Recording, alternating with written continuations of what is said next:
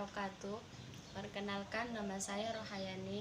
Saya berasal dari Fakultas Tarbiyah, jurusan PGMI Ruang 2. Baiklah, saya akan menjelaskan tentang RPP saya, di mana RPP saya terdapat pada kelas 4, semester 6, tema 6, subtema 2, di mana tema 6 ini cita-citaku dan subtema 2 hebatnya cita-citaku. Baiklah, saya menjelaskan pada pembelajaran pertama. Dan muatan terpadu yang terdapat dalam pembelajaran RPP saya yaitu pembelajaran Bahasa Indonesia dan pembelajaran IPA. Sebelumnya, saya akan menjelaskan tentang tujuan pembelajaran saya yang terdapat pada RPP saya, yaitu pada KD Bahasa Indonesia dan pembelajaran IPA. Di mana pada Bahasa Indonesia, tujuan pembelajarannya peserta didik mampu mengamati tentang puisi-puisi yang dijelaskan oleh guru dan memberikan pertanyaan tentang jenis-jenis puisi. Dan yang kedua, setelah peserta didik mengamati tentang puisi, peserta didik mampu memberikan contoh dan mengenai cita-citaku seperti teks pada puisi. Selanjutnya, pada kali pembelajaran Bahasa Indonesia terdapat pada peserta didik terkait dengan puisi, yaitu materi cita-citaku. Jadi peserta didik mampu memperagakan puisi yang terkait dengan cita-citaku, yaitu hebatnya cita-citaku, seperti contoh cita-cita menjadi seorang guru. Jadi peserta didik mampu memperagakan di depan teman-temannya. Masuklah ke pembelajaran IPA, yaitu pada tujuan pembelajarannya terdapat KD, di mana peserta didik mampu memperagakan bagaimana siklus makhluk hidup ataupun metamorfosis makhluk hidup. Dan yang kedua, peserta didik mampu mendiskusikan pengamatan melalui siklus makhluk hidup dan membandingkan daur hidup. Masihlah ke langkah-langkah pembelajaran dalam RPP saya, di mana dalam penjelasan pembelajaran Bahasa Indonesia sama pembelajaran IPA. Pertama, pada pembelajaran Bahasa Indonesia, dalam mencakup puisi terdapat di mana peserta didik harus mengetahui bagaimana itu pengertian puisi, di mana puisi itu yaitu sastra atau yang berupa irama yang dapat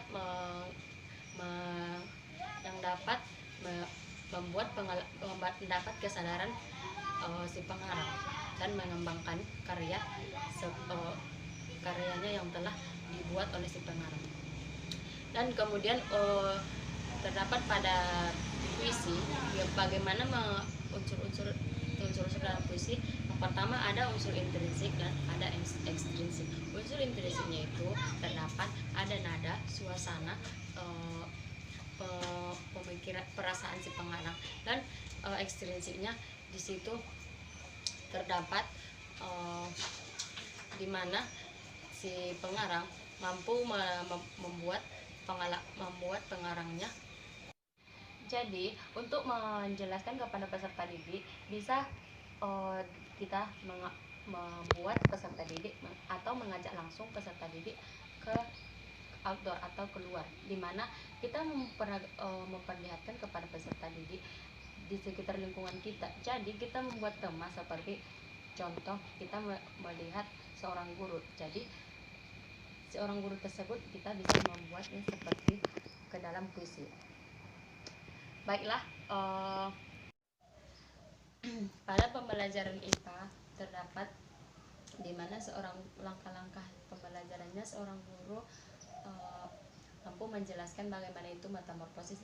Jadi metamorfosis itu terdapat dua, yaitu metamorfosis sempurna, metamorfosis tidak sempurna, di mana metamorfosis itu berupa pendaur hidup makhluk hidup.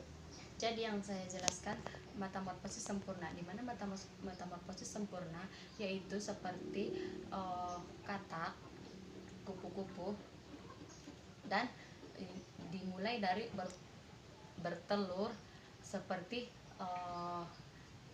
katak, seperti kupu-kupu. Jadi kalau metamorfosis sempurna, cara pendaur hidupannya mulai dari yang kecil sampai dewasa berubah. Akan tetapi dengan metamorfosis tidak sempurna, di mana cara pendaur hidupannya mulai dari kecil sampai dewasa tidak pernah ada perubahannya.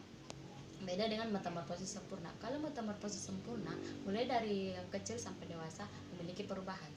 Jadi saya di sini memiliki media seperti media visual, di mana media visual ini berbentuk gambar.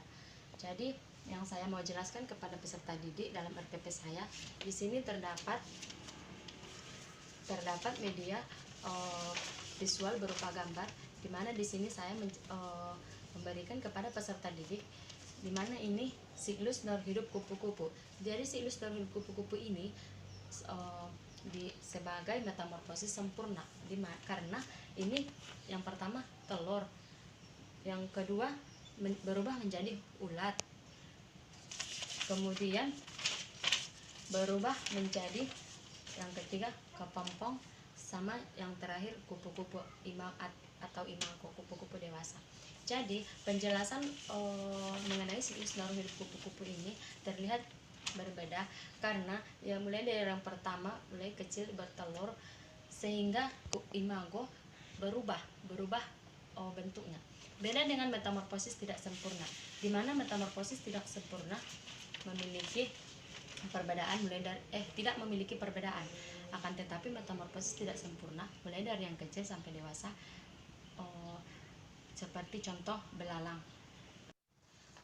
Selanjutnya, metamorfosis tidak sempurna.